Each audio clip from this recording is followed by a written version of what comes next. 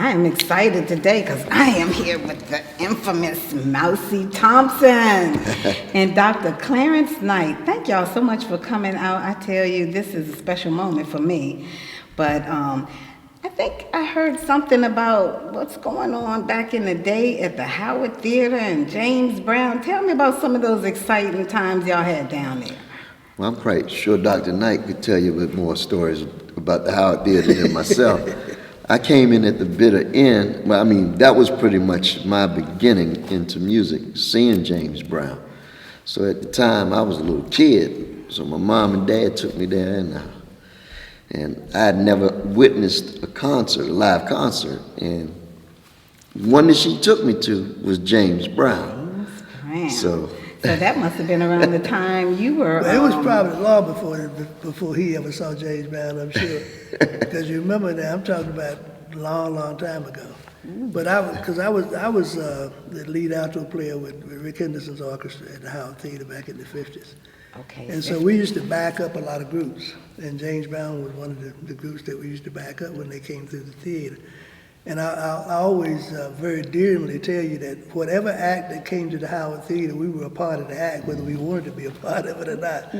And the James Brown experience, and I'm using that as a cliche, was an experience I never forgot. Because when he came into rehearsal that morning, the first thing that he looked at us and said, "I don't care how good musicians you guys are, can you dance?" That's the question he wanted to know, can you dance? And could you? Well, I was young enough to dance. Okay. And look, lucky he's not asking me today, because if that were the case, I'd have to say no. Okay. But no, it was an exciting time, I mean, for all these acts, you know, especially for a young boy like me, because when I went into the Howard Theater, I had just turned 17 years old. And so to have that experience of working with Rick Henderson, and everybody in the band was older than I was. I mean, all these Billy Taylor, and I mean, it's just a long list, Calvin Jones, it was just a long list of people that were there who were sort of my mentors too, you know, to sort of help me in terms of what I was trying to do. But no, that James Brown experience was one I never forget. I'll never forget. Because he worked me to death. Yeah, that's true. No doubt about it. Yeah. And even though we weren't in his band per se, we backed up what they were doing. And it was probably just as hard for us as it was for the guys who was playing with him, you know. But it was exciting, very exciting. He kept you on eggshells, you know.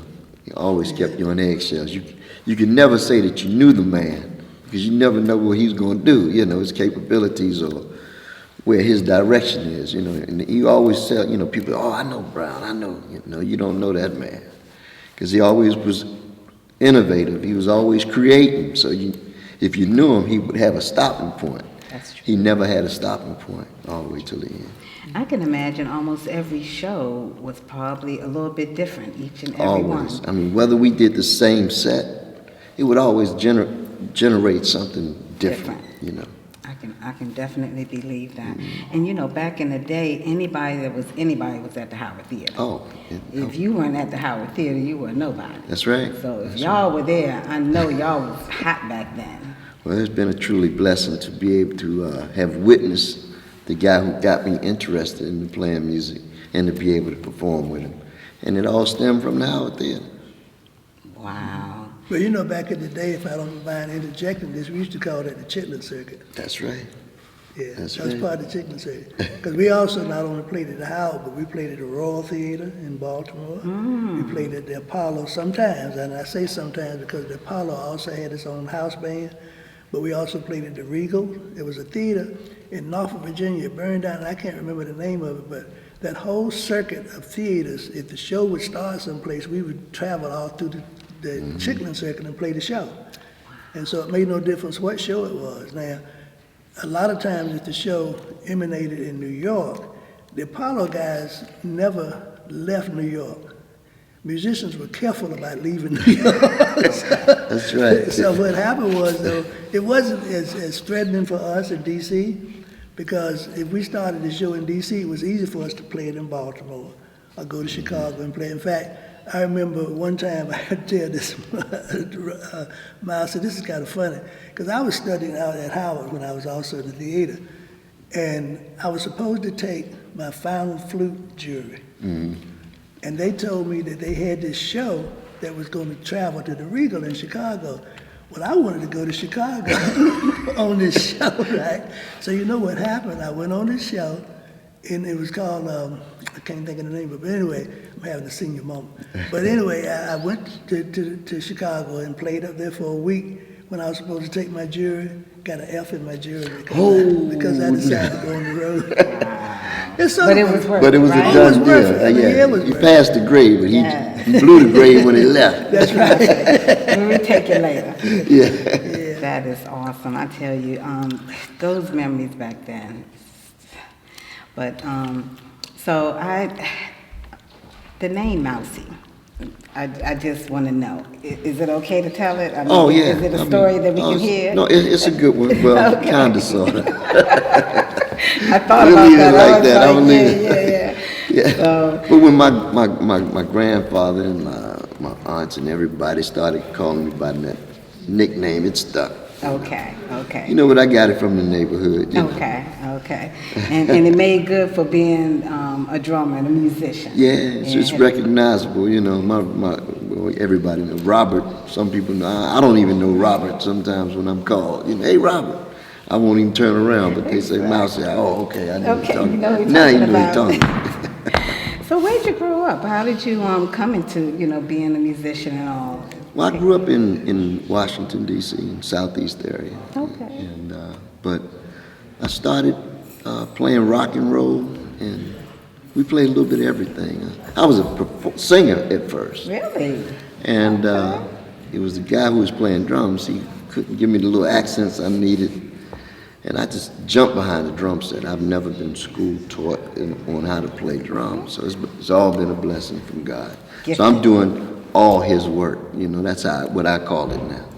You know, and so when he wasn't giving me those accents, I just got behind the drum kit, started from there, and just kept going. And these days, I just don't think drummers get the recognition. But back in the day, Oh yeah. Give the drummers Oh yeah. some. You know, I always told people, I said, well, once the drum machine came into effect, I felt as though we were losing some of the human touch. Mm-hmm. Because we had hand dancing, slow dancing, and then now we have this drum machine, and everybody tries to play too perfect. Okay. And it was all done with the heart. When you get everybody together, everybody was on one accord. It wasn't that we had to speed up or worry about slowing down. We felt good about what we was doing. But now with this machine, you have a little tendency to just try to lock in to being too perfect, I think, sometimes. And we try to follow that meter. Gotcha. We already got a meter, And it's that soul. It's that soul. You understand it? Yeah, I understand. Wow, I tell you, James Brown, how did you get to be a part of the James Brown band?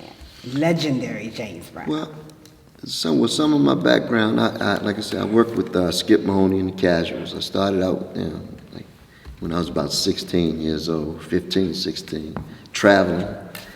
Then I wound up working with Peaches and Herb when they had Reunited, Shake Your Groove thing. Reunited. I did that whole tour, so you can imagine what that was like, because that was one of the biggest records in the world, Reunited. Which Peaches was that? Linda Green. That was Linda Green, yeah. We always had to keep up with the different Peaches. Yeah, and then worked with, I had, blessing of working with Lloyd Price, Wilson Pickett. And then after Wilson Pickett, I got with Mr. Brown. Okay. Then local groups around town, Al Johnson, and the list can go on and on and on. And how many years were you with James? Mr. Brown, I was with Mr. Brown for 13 years straight. Wow. I got with him in '93 and up until his passing. So you traveled the earth. All over. Literally. Yeah, a couple of passports just with him, Went through them, right? Oh yeah, pages. That is awesome. So when he passed, you decided you want to just keep this. I wanted to pay homage to him, at least once, and then it became an ongoing thing. I really don't have anyone like pushing this act. Mm-hmm. It pushes itself, and it's thank God, I mean, the calls have been coming in just from one performance. And I've been doing it since, I guess, '09. Really? Put it together in '09, or maybe '07, '08 or '09 or something like that. I can't actually recall, but some of the guys can. And I've gone through several musicians since this has happened, but it's still in going. rotation. Still going. And I said, whatever, we always talk, me and Mr. Brown, I said, I'm gonna keep your music going. He always talked about, y'all gonna keep my music going, He said, because they're going to break the band up, Y'all going to break up, Like, is anybody dancing like you used to dance? yeah, I have Mr. Cooper in my band, Mr. Gregory Cooper. Okay. Awesome cat. This cat is incredible. I mean, you have to come out and see us. You coming here Friday? From the description, no, I think I have to be here. You have to be here. Oh, my I mean, because if goodness. you've never seen James Brown, this is your opportunity to say, okay, this is what it was like to see the man. And I'm bringing some of my experience that I've gotten from him. And Mr. Cooper is bringing what he's gotten from Brown as far as just to emulate him. Mm-hmm. And I mean, like I tell Greg, I can't do it without him, Really? He's that good. Oof. Yeah, you got me excited. I'm excited. Come on out here and get on the good foot. Yes. And I think it's awesome, too, that y'all are doing this for the seniors. Oh, yeah, it's been great. It's Oh, great. I mean, and we sell out doing that. And they come out and they have a good time. I mean, they stand up, they do this. We did it at the public playhouse. Oh, okay. And it was a real nice turnout. I mean, I was surprised. I was like, daytime, people come out? But they come out to enjoy themselves. And I mean, the ambience of what we put and give them, you think they coming out into the night, and you're coming out in the nighttime. They dressed up and everything. Oh, they dressed out, yeah. Yes. They came out and Yes. enjoyed it, It That was is something so for them to wonderful. do. And you know what? I think more people need to do things for the Oh, yeah. seniors. Like something like this. They're like, oh my goodness, James Brown. Oh, I yeah. know they just eating it up. Oh, And it's yeah. affordable. It is, It's it is. not breaking the pocket. So Mm-hmm. that's a great thing. So I don't know. When I think about James Brown, it's like I get exhausted because his music, I tell you, it's just, it will live on forever. Oh, it's a lifetime. Yes, right. And the great thing about his music is it just appealed to everybody. Exactly. I mean, no matter your race, I've just seen different clips where, all races and everybody. Oh, everybody's loved there. I mean, that's James where Brown. I've gone to places with him that I've never thought I would go. Mm-hmm. In the backwoods of countries, like the Soviet, Georgia. I mean, I never thought I would go to Georgia. Yes, kid from Southeast D.C. Mm-hmm. I got a chance to see it all working with him. Not saying Pickett and all the other people that I work with. I didn't get to see as much As you did with him. with this James Brown. I can believe that. So I want you to, is there anything in particular that you want to share with the people before we close out? Oh, I would just say, anytime you get a chance to come out and see the band, come on out and see us. I mean, we're going to give you a taste of James Brown Plus. So we try to go back and pay homage to our soul music, Aretha Franklin, the Whispers. So we might jump out of any kind of bag All of that. just to take you back and bring you some real music, Real. Yeah. You heard that? Real music. Yeah, because it's not a lot of, we don't have too much synthesizers going on. I have horns, I got, keyboards, drums, Real guitar, deal. real deal. Real deal. First, I want you to tell people, because I'm sure y'all do a whole lot of different shows. How do they follow you or keep up with what you're doing? What we do through Facebook, you can definitely get us through Facebook, and So that that's Mousey Thompson. Mousey Thompson and the James Brown Facebook? Experience. Yes. Okay, all right, that's awesome. And is there an email, like if someone wants to book you or something? Yes, MOUSEY, the number 1, JB@yahoo.com. That's Mousey1JB@yahoo.com. JB as in James Brown? There you go. There you go. That's good. So the show is going to be on March 23rd, and it's going to be at 1 o'clock. Yes. 1 o'clock. So the show is going to be Mousey Thompson. Give us the full name of the show. Mousey Thompson and the James Brown Experience, featuring Mr. Gregory Cooper, All right. along with Comedian Eddie Bryant. Eddie Bryant. funny man, the underground king of comedy in D.C. Okay. That's who Mr. Eddie Bryan is. I'm ready for a laugh.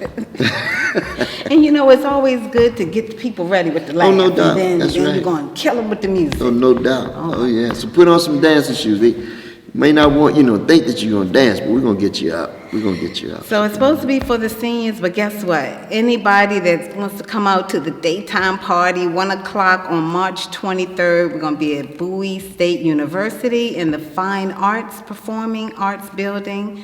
Probably didn't say the name exactly as it is, but I'm sure you'll be able to find it. Bowie State has a website, so you can go on there and check out their calendar and get all the details and stuff. So I want to thank you so much, Mr. Mousey Thompson. Thank you for having us, and I hope to see you on your event. Yes. Oh, yes. Okay. Could I throw that plug in? I And got if you. I'm not on the show, I will definitely be there.